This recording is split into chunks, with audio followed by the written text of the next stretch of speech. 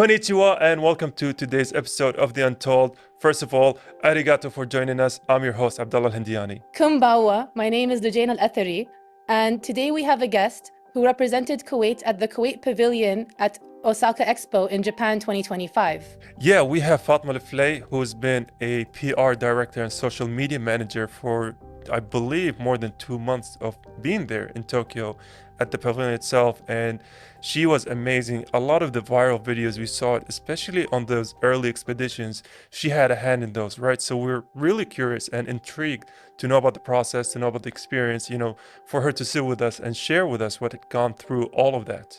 Me too. I'm curious to hear what she has to say about the whole situation, especially the culture she was immersed in since she had to stay there for so long. And this expo was a really important thing, not only for Kuwait, but for countries all over the world. Right. And with that in mind, we are going to take a very quick break and we'll come right back with her.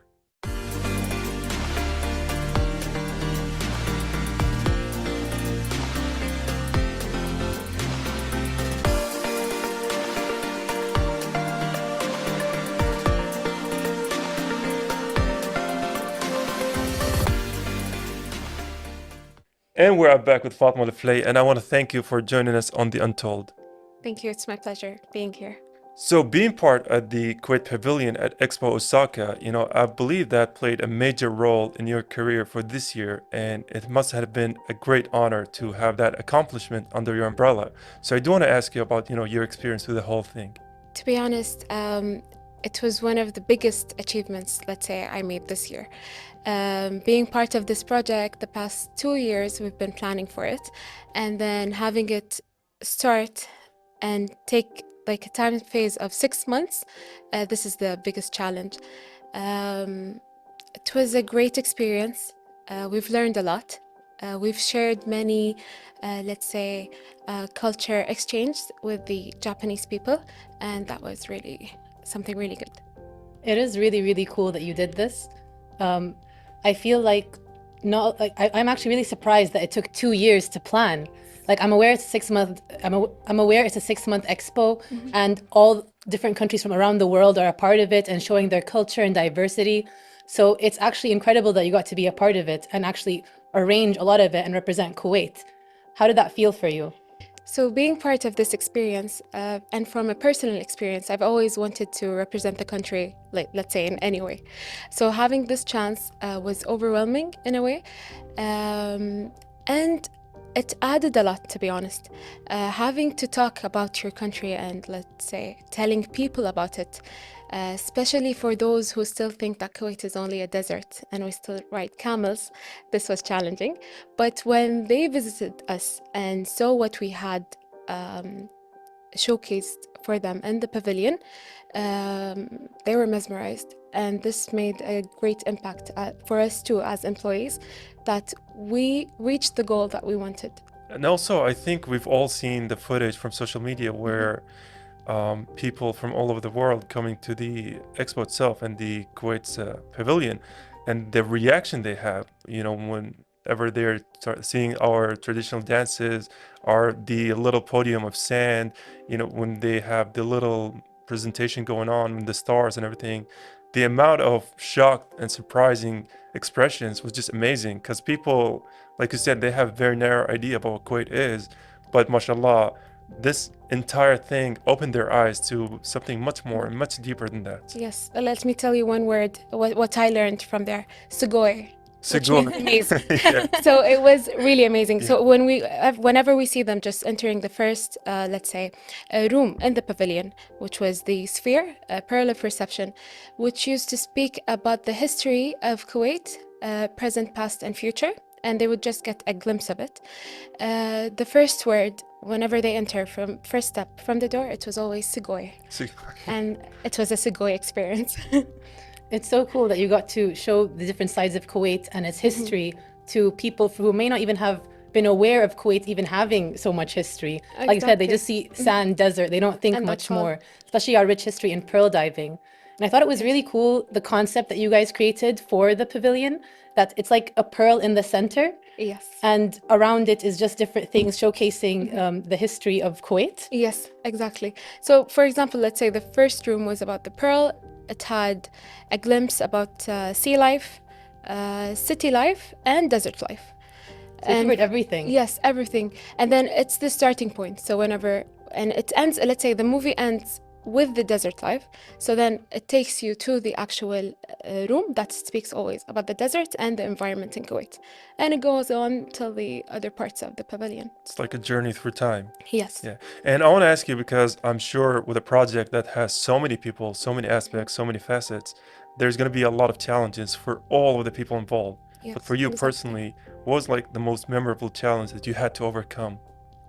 How can I say much about the country and like in a very, let's say, useful way that whenever the visitor just leaves the pavilion, he has the good amount of, let's say, facts, knowledge, ideas, and thoughts about Kuwait, and especially changing the camel and desert idea.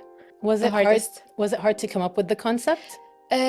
First of all, yes. Starting with the project, yes, because what we know about Japan is that it's past, let's say, it leads the technology, and they're always ahead of us. But when we went there, let's say we settled with seeing what we saw. So the main idea of having the phases in the pavilion was based of technology first. So having good quality of technology, how can we put the ideas and technology along on the same side? This was the first challenge. But then we were acknowledged as the top one technology use in Expo Osaka. MashaAllah. Really, I think especially in Japan, that's quite an achievement. Yes, we didn't think we would reach this, since we knew that they're like ahead of us in such technology, but we aced this. Yeah. And also as a PR director and a social media manager, especially in charge of a project so big, you had a major responsibility. Like the amount of decisions you made were influencing people's, ideas and Ideas. perception on Kuwait throughout so many borders, right? It goes beyond Japan itself. So how did Exactly. all of that responsibility felt on you, and how did you approach it? It started first of all hard, but then let's say by time and days, everything went so smoothly. Having to have an idea for every single day and coming up with new content, that was really hard. But they were helpful. They were actually helpful. That like the visitors were always open for anything. Whenever you ask them for, let's say, participating in such a video or a content or just having a simple interview, that's what made it so easy. As for the PR part, I would say it wasn't only me. Our colleagues who were involved in each section in this pavilion, they were making the huge part of it, representing the pavilion, the country, and the exact way, helped a lot. We had visitors come specially for each and every employee within the pavilion. So to me, this is the biggest PR action happened. That's really cool.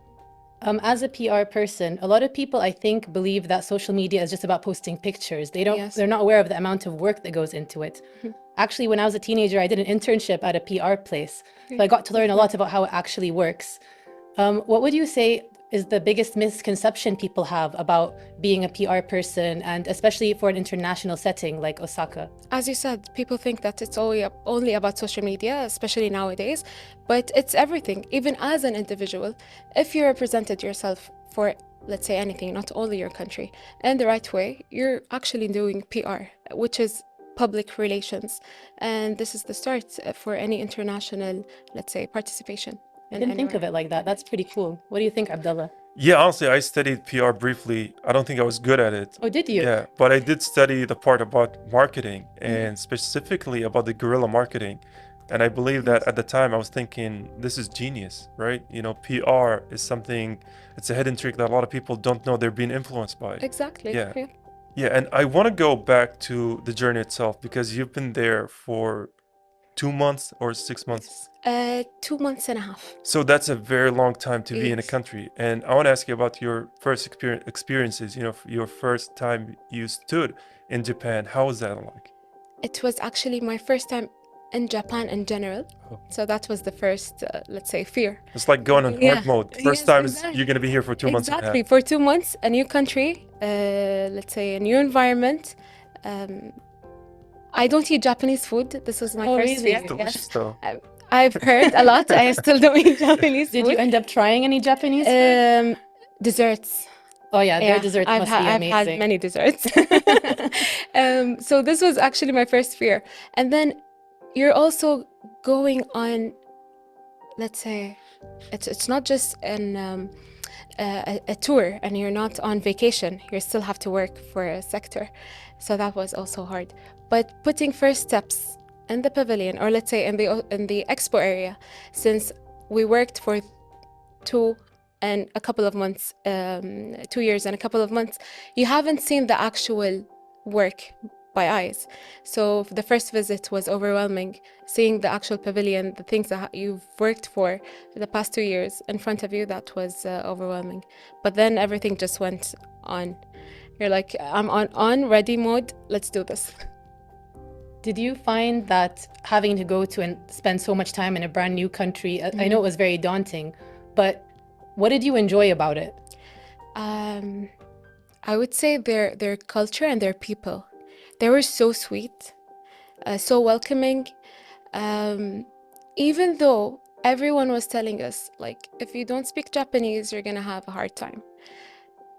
Google helped us. And even sign language helped us. Everything helped. They were always trying to help you with everything, and they welcome you in a very warmth way.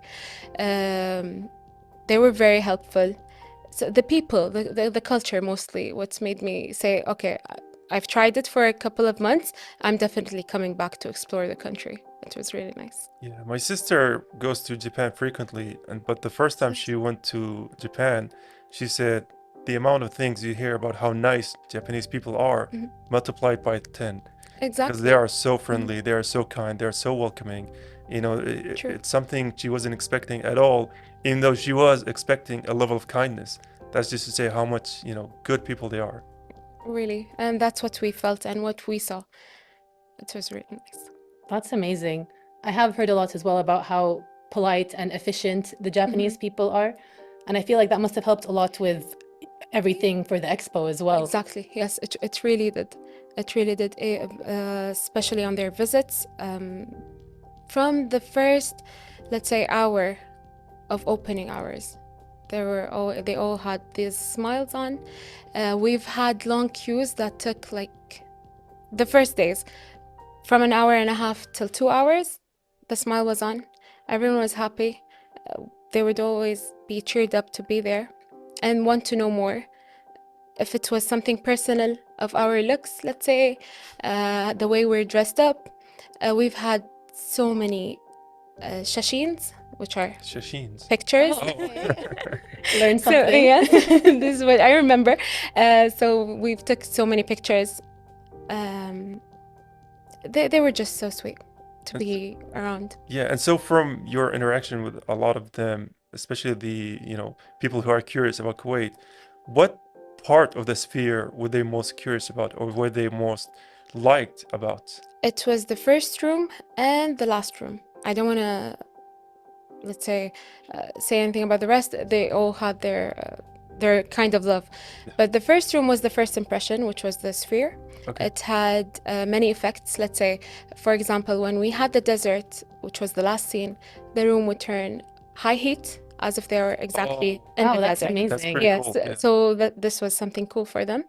And the last room in the pavilion is about the vision of Kuwait, New Kuwait, which was made in a way where we would have some devices. They would use them to say some wishes, and they will have seen a shooting star raise up to the dome of the room, and as if they are wishing for some wishes. And this was the part where they loved the most. I think And that first and last impression. I think that's a really beautiful experience to give to not only the Japanese people and not only the Japanese people, but anyone who is visiting the expo. Exactly. We're going to go on a short break, and then I hope we can talk more about this. It sounds amazing. We're going on a short break. Stay tuned.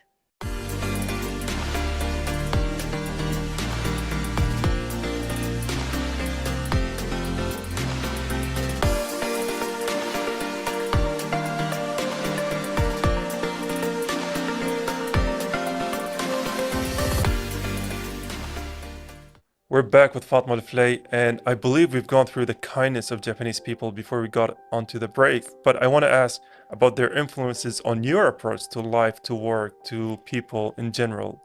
I guess I'm more calmer now. I Oh, take okay. things with ease. Yeah.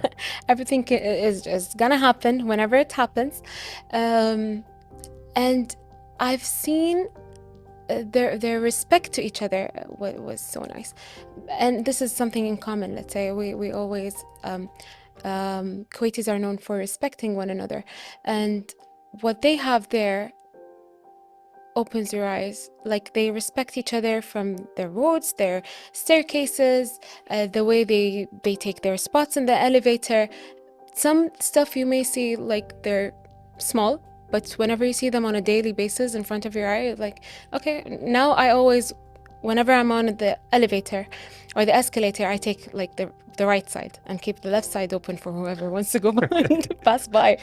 Before I would just stand in the middle as if it's only for myself. Going back to what you said about desserts, since it's mainly what you ate, I actually have a really big sweet tooth. What would you say is the best dessert you had there? I've had cream puffs as much as I could there. I would start my day taking my cream puff, going on the bus, and now I'm ready to go to the pavilion. That would be the easiest trip. Dessert there are not, like, let's say, they're everywhere. Whenever you try something new, you'd say, this is the best dessert you've had, and then you're going to have the best one later on in the day.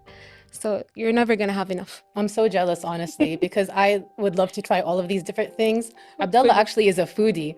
So, Yeah. do you also have a sweet tooth, or is it more just regular food? For the Japanese cuisine in particular, I do have for their, did they call it the cheesecake? Their puffy Oh, cheesecake. that one, yeah, it's like wobbly Yeah. and stuff. It's so delicious. The cheesecake pancake, whatever Cheesecake they call pancake it. Yeah, thingy, yeah, it so is it's so the fluffy delicious. pancakes or something. Yeah, Mhm. I used to, when I was studying abroad, I used to eat it on a nearly daily basis. And I think that's what got my weight from 80 to 120 at one point. But I did not regret it one bit. They really have good pastries and good desserts. Yeah. Bakeries are everywhere. Oh, that's Yeah, beautiful. I every wish step we of had the more road. bakeries. To be able to walk and get Walk one. and get one. Sounds like a dream. Yeah. And even though you don't like Japanese cuisine, did you try anything while you were there? I don't want to make it so, let's say, devastating. I didn't have time to. Understandable. I didn't have time to. But I've heard a lot. So hopefully on my next trip, I'm definitely gonna get out of my box and try some new stuff, because it's like everywhere. And seeing my colleagues try something new and saying that it's really nice, that made me also jealous by time. So now you have a bucket list of food from Yeah. Japan to eat. Food, places to visit, and so on. Yeah. I do want to ask about something that you mentioned before. When I asked about the most challenging thing about this whole thing, you did mention it was the daily, task of having to come up with stories. Yes. So I want to go into a little bit deeper into that. Like, how did your decision to, tell a story, how did you make that on a daily basis? First, it started with like having plans. But now let's say whenever you're in the PR and social media field, plans don't always go as planned.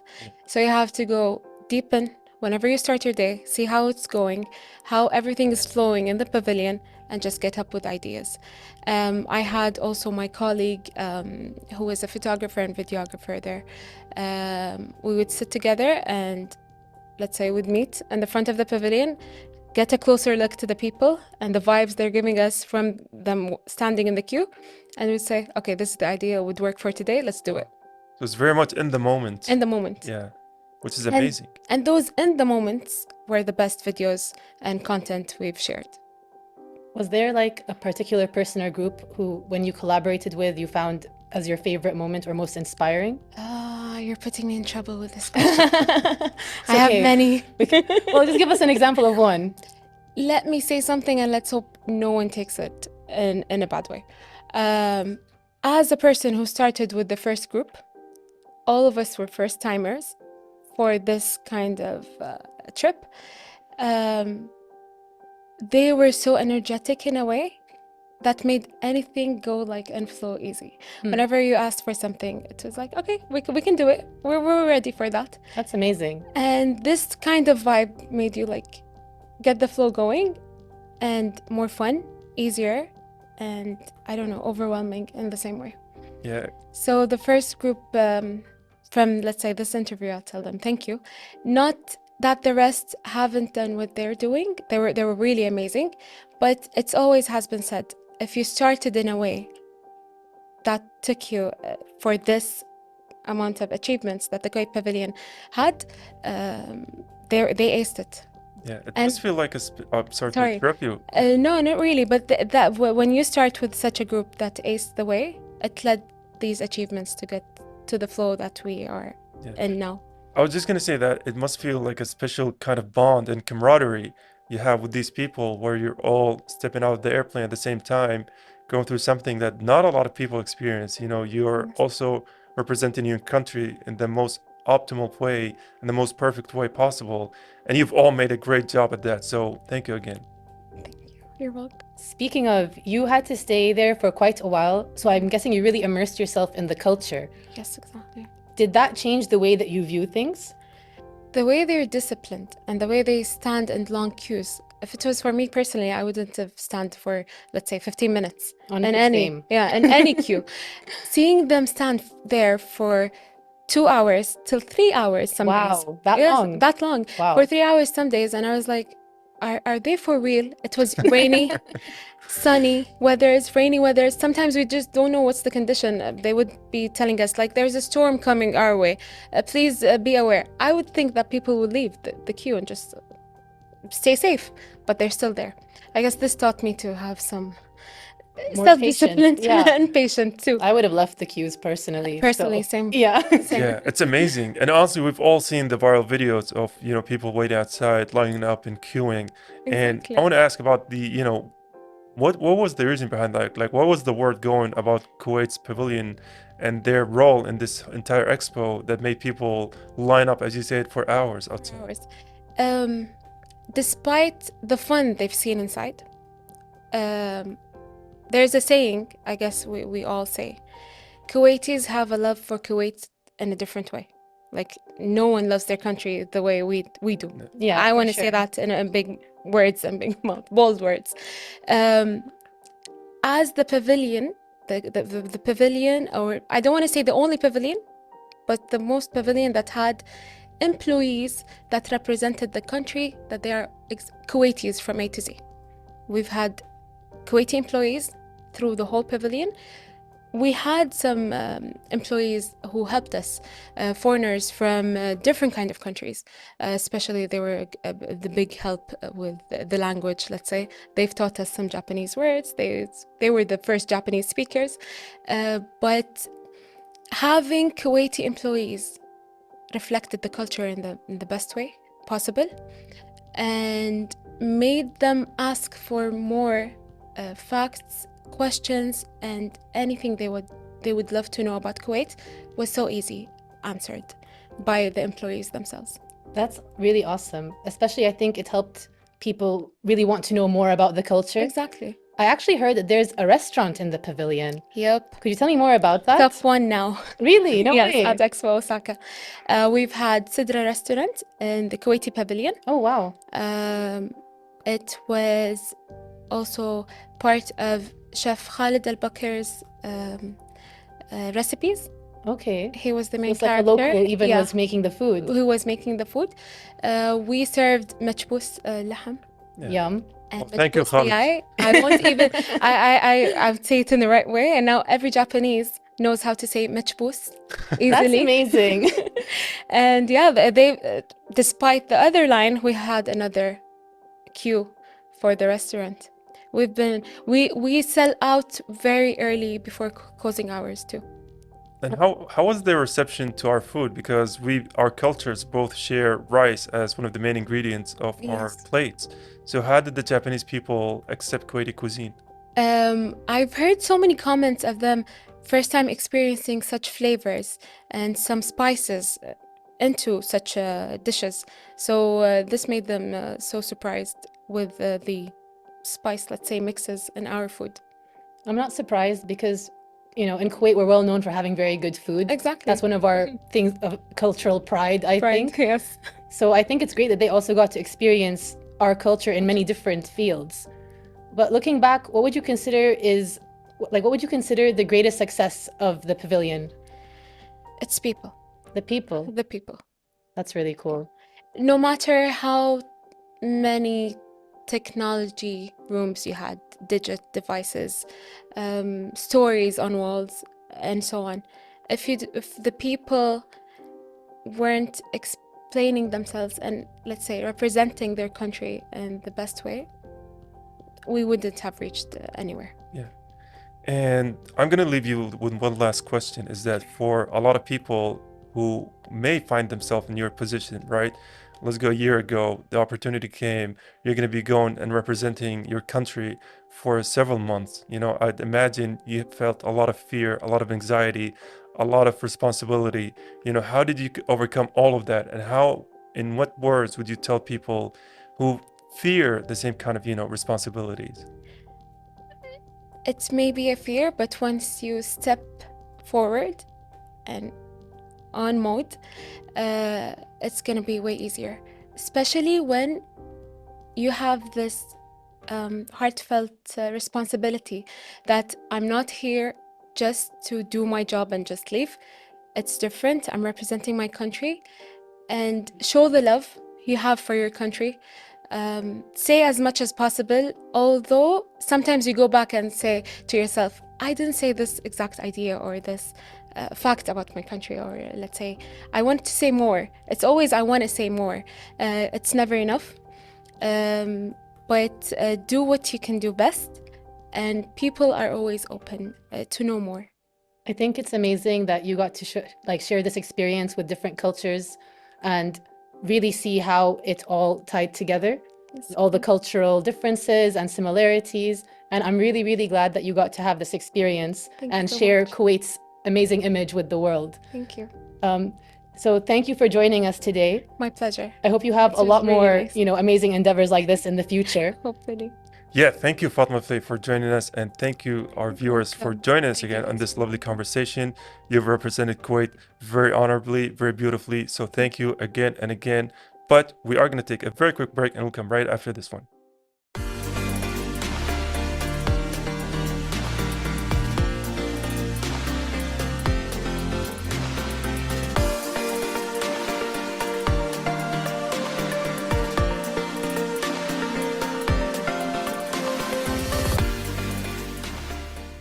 Domo arigato. That was the end of today's episode of The Untold. Another brilliant episode.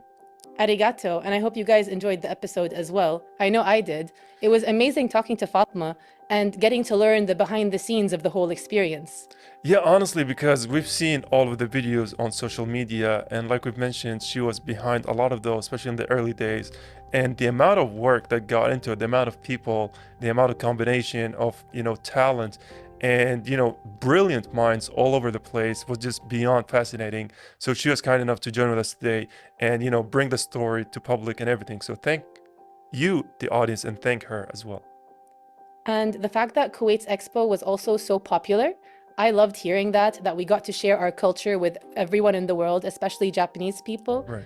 And I loved hearing how she said that people queued and were polite and they were just so amazing to work with, which really helped the thing, blend seamlessly together. Yeah, and with that in mind, that's the end of today's episode of The Untold. Until the next one, goodbye for now. Goodbye for now. See you next time.